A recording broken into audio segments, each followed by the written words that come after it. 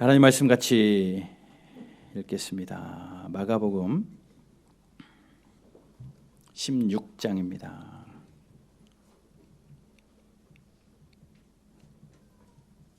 마가복음 16장 1절에서 6절 말씀까지. 마가복음 16장 1절에서 6절 말씀까지. 우리 한 절씩 같이 교독할게요. 우리 한 절씩 하나님의 말씀 교독하겠습니다. 안식일이 지남에 막달라 마리아와 야고보의 어머니와 또 살로메가 가서 예수께 바르기 위하여 향품을 사다 두었다가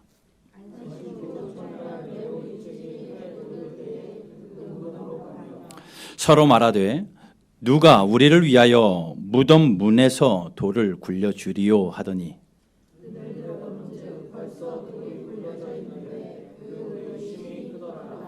무덤에 들어가서 흰 옷을 입은 한 청년이 우편에 앉은 것을 보고 놀라매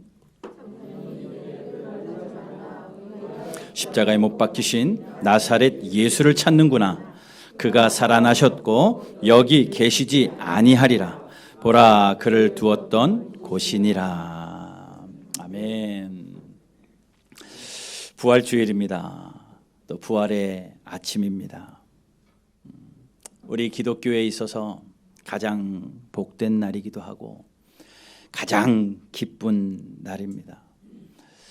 코로나19로 인해서 모든 것이 긴장되고 불안하지만 부활의 이 날에 예수님을 찬양하지 않을 수 없어서 나를 위하여 사망 권세 깨시고 이 땅에 오신 예수님을 경배하지 않을 수 없어서 모이시고 또 예배하는 모든 분들 정말 사랑하고 축복합니다. 예수님이 부활하셨습니다. 이것은 어떤 상상도 아니고 소설 속에 나오는 허구의 이야기도 아니고 정말 성경에 기록되어 있는 사실이고 역사적인 사실입니다. 오늘 저는 이 읽은 말씀 가지고 예수님의 부활이 가지는 진정한 의미는 무엇이고 그 부활과 나는 무슨 상관관계가 있는지, 예수님이 부활하신 게 사실이라도 나랑 아무 상관이 없는 거라면 그 부활은 우리에게 소망이 되지 않아요. 그러니 그 부활이 가지는 의미는 무엇이고 예수님의 부활과 나는 어떤 관계가 있는지 한번 말씀을 통해서 함께 나눠보기를 바랍니다. 예수님이 부활하신 이 날이 기쁜 날인 이유는요, 예수님이 부활하심으로 말미암아 우리에게 큰 소망을 주셨기 때문에 그래요. 현수막에도 써있죠. 우리의 소망, 부활하신 예수님. 부활하신 예수님이 기쁜 이유는 우리에게 소망이 주어졌기 때문입니다. 그 소망은 곧 예수님이 부활하셨기 때문입니다. 성경에 기록되어 있죠. 예수님이 부활하실 것을 기록해 놓았습니다. 그리고 예수님이 부활하신 것이 기록되어 있습니다. 특별히 성경 사복음서에 보게 되면 예수님이 부활하신 현장의 장면들을 다 기록하고 있는데 오늘 같이 읽은 본문에도 예수님이 부활하신, 예수님의 시체가 사라진, 살아나셔서 계시지 않는 그 현장을 그대로 글로 써 놓았습니다. 이 성경에 쓰여져 있는 이 사실을 믿지 못한다. 그러면 성경을 믿지 않는 것이고, 그 성경을 믿지 않는다라는 것은 하나님을 믿지 않는다는 거죠. 이런 분도 봤어요. 하나님 믿습니다. 내가 살아있는 몸을 보니, 내가 숨 쉬는 걸 보니 이건 정말 사람이 할 게 아니고 뭔가 신이 있는 것 같아서 하나님이 믿습니다 라고 이야기합니다. 그리고 하나님을 믿기 때문에 이 성경, 네, 하나님의 말씀이라고요, 믿겠습니다. 이것저것 다 믿겠습니다. 그런데 한 가지는 못 믿겠습니다. 어떻게 죽은 사람이 살아나요? 잠깐 있다가 살아나는 것도 아니고 3일 동안 죽었다가 어떻게 다시 살아납니까? 이거는 못 믿겠습니다. 그래요, 많이 봐줘서 홍해가 갈라진 것도 믿어줄게요. 무리를 걷는 것도 믿어줄게요. 병 고치는 것도 믿어보겠습니다. 그런데 죽었다가 살아난 것은 못 믿겠습니다 라고 이야기하는 분 만나보았습니다. 예, 제 대답은 그거예요. 그래요. 성경에 나온 것 99가지를 다 믿어도 예수님 부활하신 것 믿지 않으면 그것은 믿지 않는 겁니다. 다 믿어도 예수님이 다시 살아나신 것이 믿어지지 않는다면 그것은 믿지 않는 겁니다. 그렇다면 성경을 믿는 것이 아니고 하나님을 믿는 것이 아닙니다. 잘못된 신앙입니다. 여러분, 여기 앉아 계신 분들 혹시 이 부활에 대해서 아직까지 믿지 못하고 정말일까? 정말 살아난 것 맞을까? 라고 생각하시는 분들 계신지 모르겠습니다. 오늘 이 말씀을 통하여서 이 부활이 진짜 사실이고 지금을 살아가는 저와 여러분들에게 이 부활이 주는 의미가 무엇이며 이 부활이 나와 무슨 상관이 있는지 말씀을 통하여 다시 한번 확신함으로 우리 안에 부활의 소망이 불릴 듯 일어나 확신 가운데 승리하는 삶이 되시기를 주님의 이름으로 축복합니다. 안식 후 첫날이 되었습니다. 성경의 기록대로 16장 1절에 안식일이 지남에 막달라 마리아와 야고보의 어머니와 또 살로메 이 세 여인이 예수님의 장례를 마무리하기 위하여 찾아갑니다. 그 당시 중동 지방에는 그 시신이 부패되기 때문에 빠른 부패를 막기 위하여, 아니 막을 수는 없죠. 그 냄새를 좀 중화하기 위하여 마지막 장례 절차로 향품을 바르곤 했습니다. 약 34kg 정도 되는 향품을 준비해 놨다가 한 3일쯤 되었을 때 시신이 썩어가며 냄새가 날 때에 그곳에 찾아가서 그 향품을 바름으로, 그 향내를 바름으로 그 시신의 썩은 내를 중화시키는 일을 하곤 했거든요. 그런 이 세 여인이요, 정말 예수님의 장례를 마무리하려고 예수님께 바를 그 향품을 사다 두었다가 12절에 보게 되면 첫날 매우 일찍이 해 돋을 때에 그 무덤으로 다가갑니다. 아침에 일찍 갔어요. 그리고 그 무덤으로 찾아갔습니다. 여인 셋이서 34kg나 되는 향유의 양을 붙들고 예수님의 장례를 마무리하겠다고 그렇게 달려갑니다. 가족들도 아니었고 또 제자들도 아니었고 이 여인이 그곳으로 가요. 그 발걸음이 사람의 의지로 어찌 되겠습니까? 그 발걸음이 계획한다고 될 수 있을까요? 그래요. 인간의 계획으로 한 번은 될 수 있습니다. 그러나 그 발걸음이 사람의 계획이 아니라 성령의 인도하심의 발걸음이었습니다. 성령께서 그 여인들의 그 발걸음을 인도하셔서 그 무덤 앞에 당도할 때에 그들은 가면서 그 생각을 했죠. 예수님의 무덤에 돌문이 꽉 막혀 있는데 우리 여인들의 힘으로 그 돌을 밀을 수 있을까? 누가 도와줄 수 있을까? 이 말하면서 갑니다. 3절이요. 서로 말하되 누가 우리를 위하여 무덤 문에서 돌을 굴려주리요. 걱정하며 갔습니다. 도착했어요. 도착해서 무덤을 바라보는 순간 깜짝 놀랐습니다. 왜요? 4절 보니까 눈을 들어본 즉 벌써 돌이 굴려져 있는데 그 돌이 심히 크더라. 큰 돌이 이미 움직일 수 없을 만큼 심히 큰 돌이 이미 움직여져서 무덤 문이 열려 있었던 겁니다. 깜짝 놀라서 무덤 안으로 들어가 보지 않았겠습니까? 들어갔는데 한 사람을 만납니다. 누구라고 말합니까? 5절에 흰옷 입은 한 청년. 흰옷 입은 한 청년이 있는 것을 보고 깜짝 놀라요. 마가는 흰옷 입은 한 청년이라고 표현하지만 다른 사복음서를 보게 되면 분명히 천사입니다. 그 천사가 그 여인들에게, 무덤을 찾은 여인들에게 예수님의 장례를 마무리하려고 성령의 인도하심으로 향유를 들고 무덤에 온 여인들에게 이렇게 이야기하시죠. 6절입니다. 청년이 이르되 놀라지 마라. 너희가 십자가에 못 박히신 예수를 찾는구나. 그가 살아나셨고 여기에 계시지 아니하니라. 보라, 그를 두었던 곳이니라. 뭐라고요? 너희가 예수님을 찾는구나. 그러면서 한마디 합니다. 그가 살아나셨고 여기에 계시지 아니하니라. 그가 살아나셨고 여기에 계시지 아니하니라. 오늘 말씀의 제목을 살아나셨고 여기에 계시지 아니하니라 라고 정했습니다. 그 여인들이 들었던 말씀이죠. 오늘 이 아침에 우리가 그 음성을 같이 듣기를 바랍니다.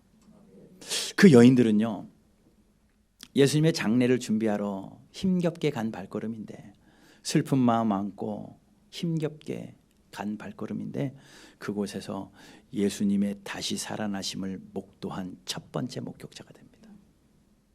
역사적으로 굉장히 영광스러운 자리에 서게 돼요. 예수님의 부활하심을 가장 처음으로 목격한 사람들이었다고요. 그 여인들이요. 아침 일찍 서둘러서 예수님 앞에 달려나온 그 여인이, 자기의 의지는 아니지만 성령의 인도하심을 받아 왔던 그 여인들이 가장 기쁨에 그 예수님의 부활의 소식을 처음으로 접한 영광스러운 자리에 앉게 됩니다. 오늘 한 8시 반쯤에 사무실에 와서 문을 열고 환기를 시키고 코로나 바이러스 때문에 또 줄도 맞추고 좀 이렇게 자리를 넓혀놓고 사무실에 있었습니다. 근데 밖에서 9시쯤 됐을까요? 무슨 소리가 나요. 나가봤습니다. 그랬더니 우리 이종희 성도님이 오셨더라고요. 이름을 거론해서 죄송하지만 그 성도님이 우리 교회 개척할 때, 이곳을 분양받을 때 여기서 하셨던, 부동산 하셨던 대표님이시잖아요. 교회 이름이 지어지기 전부터 교회에 대해서 관심을 갖고 이렇게 함께 하셨던 분입니다.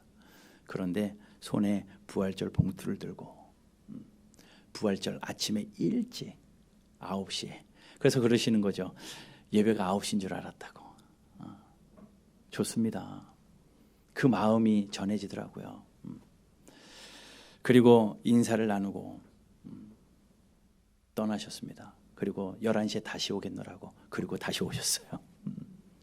다시 오셨는데, 가시고 나서 제가 말씀을 마무리하는, 이렇게 막 쭉 정리하고 있었는데, 사무실에 앉아서 의자에 딱 앉는 순간 그 생각이 번쩍 떠오르는 거예요.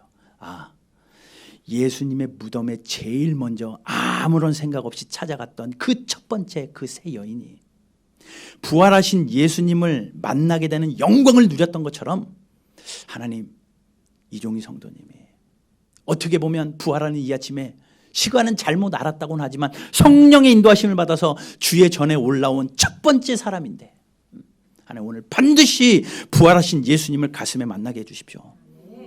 이 기도를 하고 카톡 보냈어요. 하나님의 뜻이 계신 것 같아요. 11시에 꼭 오셔야 됩니다. 네, 목사님 갈게요. 그리고 약속 지켜서 오셨습니다.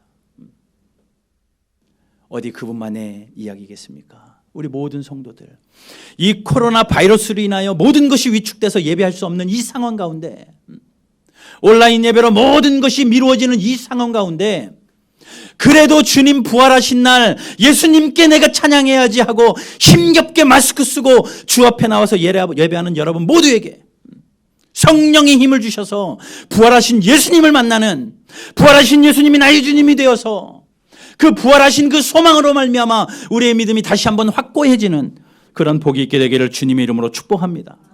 그 소망으로 우리 가운데 가득 차기를 바랍니다. 키에르 케고르는 이런 책을 썼습니다.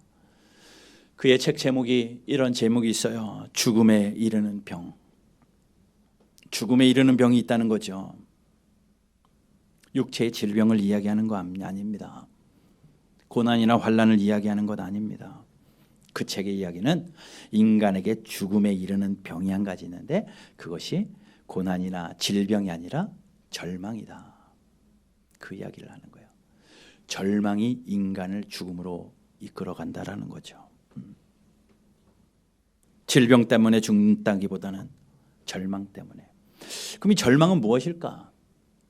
소망을 잃어버리면 절망이 찾아옵니다. 절망으로 치닫게 되는 것은, 우리가 절망에 사로잡혀서 절망에 빠지는 것은 소망이 사라질 때 일어나는 겁니다. 한 줄기 소망의 빛으로 버티던 사람들이 한 줄기 소망 붙들고 살던 사람들이 그 소망이 점점 희미해지면 점점 절망의 그림자가 커지고 마침내 그 소망이 사라져버리면 절망으로 죽음에 이르게 된다는 거죠. 끝까지 소망을 가지고 살아보려고 하지만 소망이 사라질 때가 언제입니까? 소망이 사라져서 절망이 우리를 사로잡을 때가 언제입니까? 소망이 사라질 때가 언제인 것 같아요? 묵상해 보니까 이럴 때 같아요. 기대했던 것이 현실적이지 못할 때, 내가 기대했던 그 소망이 현실적이지 못할 때 소망이 사라집니다. 내가 계획했던 것이 현실과 너무나도 괴리가 있어서 그냥 뜬구름 잡는 것 같을 때 소망이 사라져버려요. 소망이 현실이 되어지면 점점 힘이 나서 그 소망으로 힘을 살아갈 텐데, 소망이 현실과 전혀 다르게 흘러가고 그냥 소망은 소망일 뿐 현실과 상관없다라는 것이 우리에게 인지되어지는 순간 절망이 찾아옵니다. 우리는 부활을 소망이라고 하죠. 그래, 예수님이 다시 살아나셨기 때문에 우리는 부활의 소망으로 산다. 부활을 소망이라고 여기며 삽니다. 그런데 그 부활이요, 현실과 점점 괴리감을 느끼잖아요. 그 부활하는 것이, 그래, 예수님 부활한 거 믿는다. 그런데 나랑 무슨 상관이냐? 사람이 다 죽던데 뭐, 그리고 끝나는 것 같던데 뭐. 내 현실과 그 부활의 소망과 점점 괴리감이 느껴지면서 현실과 동떨어질 때 점점 우리는 부활의 소망보다는 오히려 절망에 사로잡히게 된다라는 거예요. 부활의 소망을 가지고 시작했다가 현실과 동떨어져 있는 삶 때문에 절망으로 끝나버리는 이야기가 우리들의 이야기가 될 수도 있지만, 오늘 이 말씀을 통하여서 예수님의 부활의 소망이 더욱 확실한 현실이 되어서 완벽한 소망으로 믿음이 회복되는 이 한 시간 되기를 주님의 이름으로 축복합니다. 부활이 뭡니까? 다시 살아난다라는 거죠. 정말 가능한 일일까요? 상식적으로 가능하세요? 의학적으로 가능한 이야기입니까? 부활, 죽은 사람이 살아난다. 우리의 이성으로 도저히 이해가 되지 않습니다. 석연치 않은 것이 한두 가지가 아닙니다. 뉴스를 보다 보면, 세계의 탑 뉴스들을 보다 보면, 지난 인간사의 뉴스를 보다 보면 죽었다 살아난 사람들의 이야기를 종종 접할 수 있습니다. 인터넷에 쳐보세요. 죽었다 살아난 사람들의 이야기가 나요. 죽어서 하루 이틀 지나다가 살아난 사람 이야기, 장례 치르는데 관에서 일어난 사람 이야기, 이런 이야기가 실제로 있습니다. 실제로 역사에 기록되어 있더라고요. 죽은 사람이 깨어났다는 뉴스도 있습니다.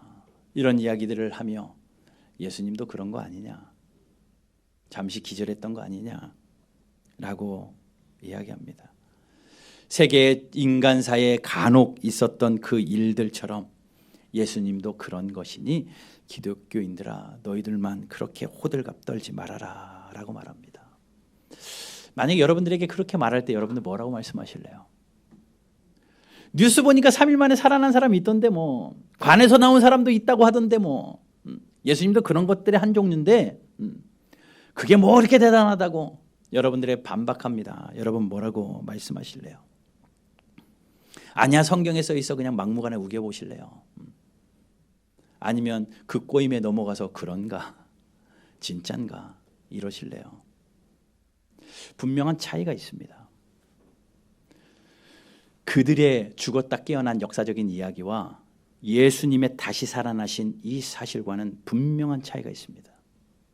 어떤 차이냐? 그 사람들은 자기가 왜 죽었는지, 언제 죽었는지, 그리고 자기가 어떻게 깨어났는지 몰라요.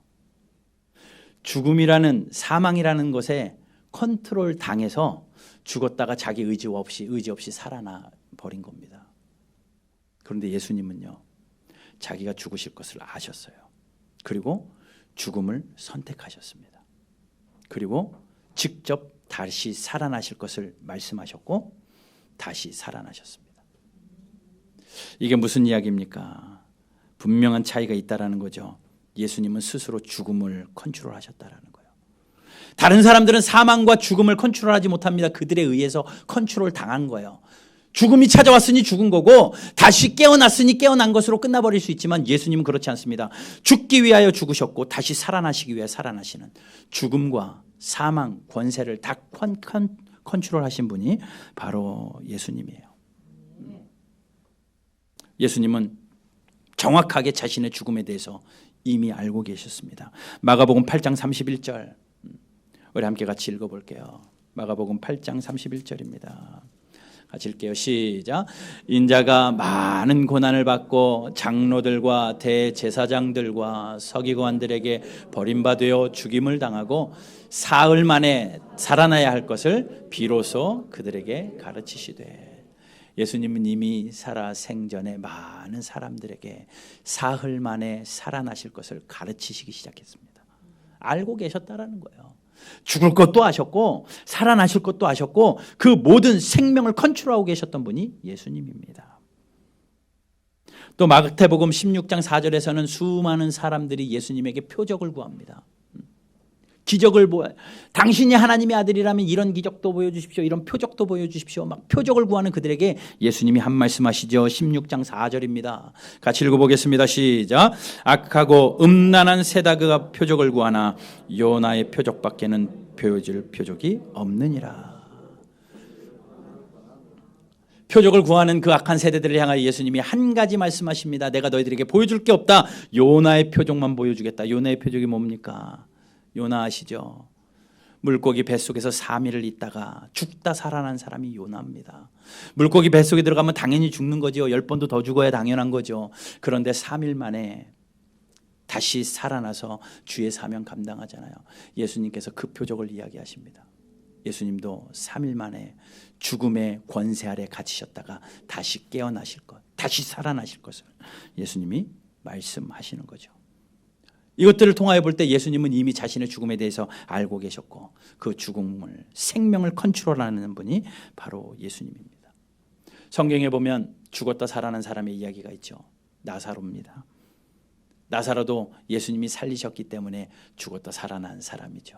그런데 나사로는 예수님이 살리셨습니다. 그런데 예수님은 스스로 살아나셨습니다. 그것이 달라요. 나사로는 자기가 왜 죽는지 몰랐습니다. 그러나 예수님은 죽음을 선택하셨습니다. 그러니 예수님은 죽음을 당한 게 아니라 죽음을 선택하신 거예요. 죽으신 이유는요, 무엇을 깨부시기 위하여? 사망 권세를 깨기 위하여. 사탄의 가장 큰 무기가 사망이거든요. 죽음이라는 것이 사단의 가장 강력한 무기이기 때문에 그 사단의 강력한 무기를 힘없이 무너뜨리기 위해서는 예수님께서 직접 사망의 골짜기로 들어가셔야 합니다. 그 직접 죽으신 것이죠. 그 사망을 깨는 것은 영원히 죽지 않는 부활로 살아나는 것밖에 없기에 예수님이 다시 살아나셔서 사망 권세를 깨뜨리시고 원수를 다 이기시고 사신 거예요. 예수님의 부활하신 이유, 그냥 죽었다 살아나신 게 부활이다, 그래 예수님 죽었다 3일 만에 살아났다, 이 정도의 이야기가 아니라 예수님이 다시 사신 것은 다시 죽지 아니하고 그 사망이 자신을 주장하지 못하도록 하게 하심이었습니다. 로마서 6장 9절 말씀 한번 읽어볼게요. 로마서 6장 9절입니다. 같이 읽습니다. 시작. 이는 그리스도께서 죽은 자 가운데서 살아나셨음에 다시 죽지 아니하시고 사망이 다시 그를 주장하지 못할 줄을 알미로다. 다른 사람들은 잠깐 죽었다 깨어난 역사적의 그런 기록되어 있는 사람, 그래 믿어봅시다. 그런 사람들이 있다고 쳐요. 그 사람들은요, 지금 살아있는 반드시 다시 죽습니다. 언젠가는 다시 죽습니다. 나사로요, 예수님이 살렸지만 다시 사망의 권세 아래 들어갔습니다. 그러나 예수님은 죽지 아니하시고 그 사망을 영원히 주장하시는, 죽지 아니하시고 하늘로 승천하셔서 부활하신 예수님이 지금도 여전히 살아계신 하나님이심을 믿으시기를 주님의 이름으로 축복합니다. 그러니 부활은요, 그냥 예수님이 죽었다 살아났다 이 정도로 기뻐할 것이 아니라, 그 부활은 예수님께서 죽음도 컨트롤하시고 삶도 컨트롤하시는 생명의 주관자라는 것을 믿는 거예요.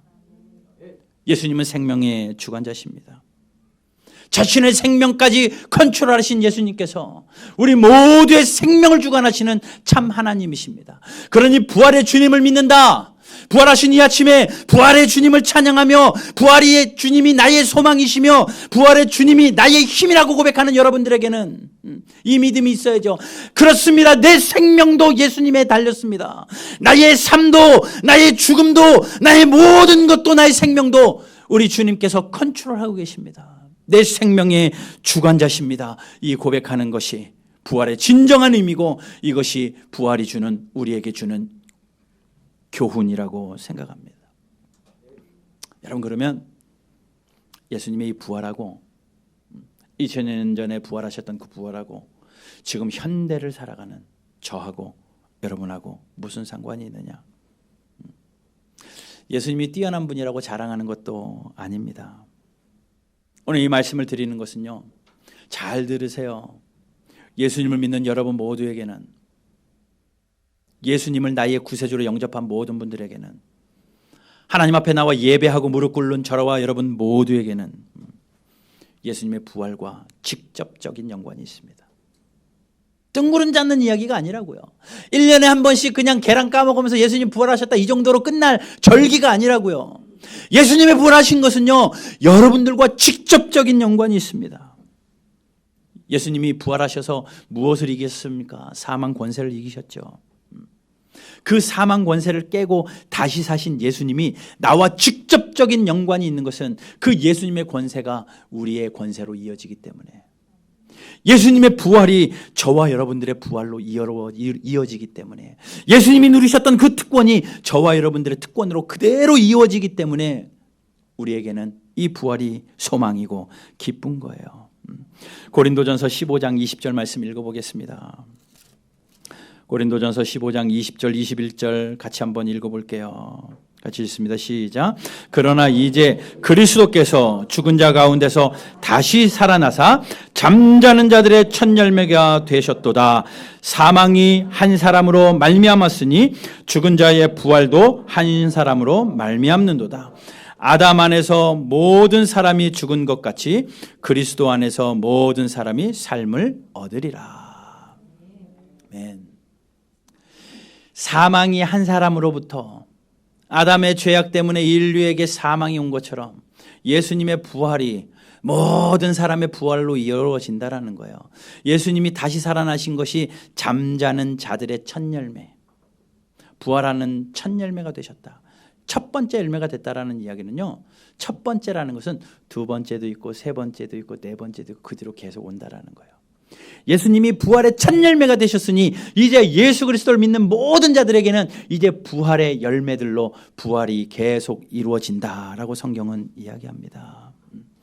요한복음 11장 25절 말씀 26절 말씀 같이 한번 읽어보겠습니다.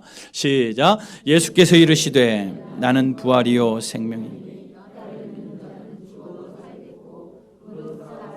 믿는 자는 영원히 죽지 아니하니 이것을 내가 믿느냐.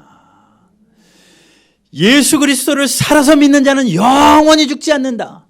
여러분, 이 육체가 죽지 않는다는 이야기하는 것 아니에요. 영원히 영적으로 죽지 아니할 것을 이야기합니다. 그저 예수님이 다시 살아나셨다고 기뻐하고 박수 칠 것으로 끝날 것이 아니라 이 부활절 아침에 예수님의 부활이 나의 부활로 이어져서 소망 없는 뜬구름 잡는 이야기로 끝나서 절망으로 갈 것이 아니라 소망 가운데 확고하게 세워져서 예수님의 부활이 나의 부활로, 우리 또한 부활의 소망으로 살아가는 그 충만함이 넘치는 복된 부활주일 되기를 주님의 이름으로 축복합니다. 로마서 6장 5절과 5절 말씀부터 한번 제가 읽어볼게요. 로마서 6장 5절부터 한번 같이 말씀을 읽어볼게요. 6장 5절부터 8절까지 같이 읽습니다. 시작. 만일 우리가 그의 죽으심과 같은 모양으로 연합한 자가 되었으면 또한 그의 부활과 같은 모양으로 연합한 자도 되리라. 우리가 알거니와 우리의 옛사람이 예수와 함께 십자가에 못 박힌 것은 죄의 몸이 죽어 다시는 우리가 죄의 종노릇하지 아니하려 함이니 이는 죽은 자가 죄에서 벗어나 의롭다 하심을 얻었음이라. 만일 우리가 그리스도와 함께 죽었으면 또한 그와 함께 살 줄을 믿노니. 아멘. 뭐라고 말씀하셔요? 그의 부활과 같은 모양으로 연합한 자도 그리하리라 라고 말합니다. 부활과 상관없는 사람들이 아니라는 거죠. 네, 우리는 시대가 지나면 몸이 쇠약해지고 언젠간 다 죽게 될 겁니다. 그러나 크리스찬들은 죽음을 끝으로 여기지 않죠. 요단강 건넜다고 해요. 잠시 잔다라고 성경은 표현합니다. 이 세상에서 영원한 천국으로 더 나은 본향으로 이사가는 것이 죽음입니다. 그러니 우리가 어차피 그 죽음은 피할 수 없는 죽음이고, 우리가 살아가는 동안에 우리가 해야 될 것은 우리의 영혼을 위하여 예수 그리스도의 부활이 나의 부활인 줄로 믿고, 부활 안에서 참 소망이 더욱더 확고해지는 것, 그것이 우리가 살아가야 되는 이 시대의 부활의 삶인 줄로 믿습니다. 여인들이 부활절 아침에 무덤에 당도했을 때에 무덤이 비어 있었죠. 예수님이 어디 가셨을까요? 예수님의 시체는 더 이상 보이지 않았습니다. 텅 비어 있습니다. 생명이 있는 사람은 무덤에 있으면 안 되죠. 생명 있는 사람이, 살아있는 사람이 무덤에 누워 있어서는 안 됩니다. 그렇기에 예수님도 그곳에 계시지 않았습니다. 어디로 가셨을까요? 예수님이 어디로 가셨을까요? 부활의 영체로 예수님이 어디로 가셨을까요? 사도 바울은 그것을 고민하고 묵상하고, 부활하신 주님이 어디로 가셨을까? 부활한 주님이 어디로 가셨을까? 그러다가 그는 부활하신 주님이 어디로 갔는지 발견해냅니다. 갈라디아서 2장 20절이죠. 한번 찾아보세요. 갈라디아서 2장 20절. 우리 한번 같이 읽어볼게요. 갈라디아서 2장 20절입니다. 시작.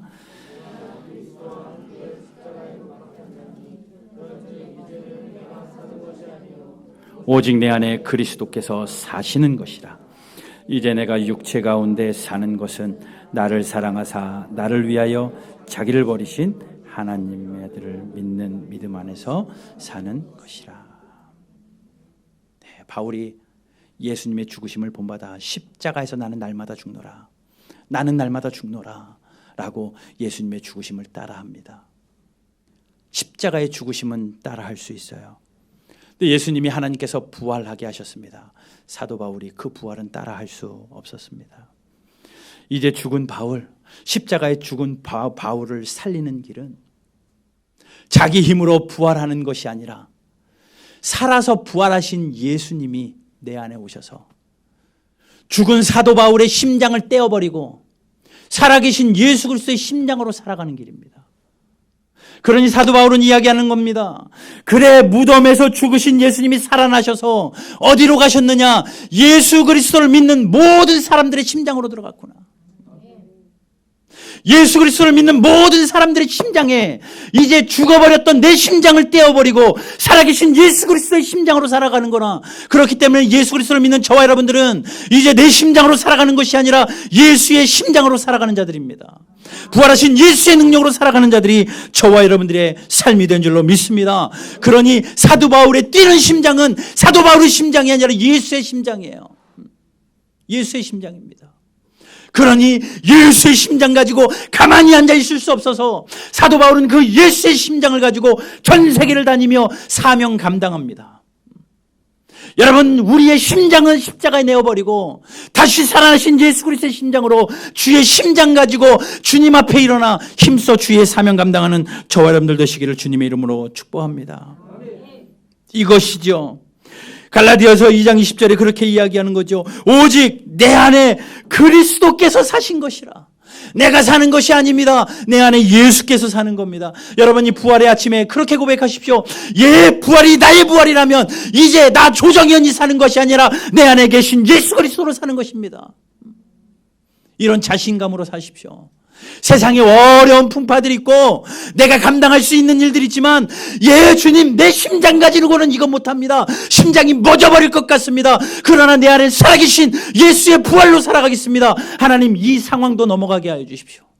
하나님 내 이 일도 넘어가게 하여 주십시오. 나에게 부활의 힘을 주신 예수님, 내가 부활의 소망을 가지고 살아가겠습니다. 잠자는 자의 첫 열매가 되신 예수님, 예 나의 첫 열매가 되어 주셨으니 내가 부활의 소망으로 이 땅에서 힘있게 살아가겠습니다.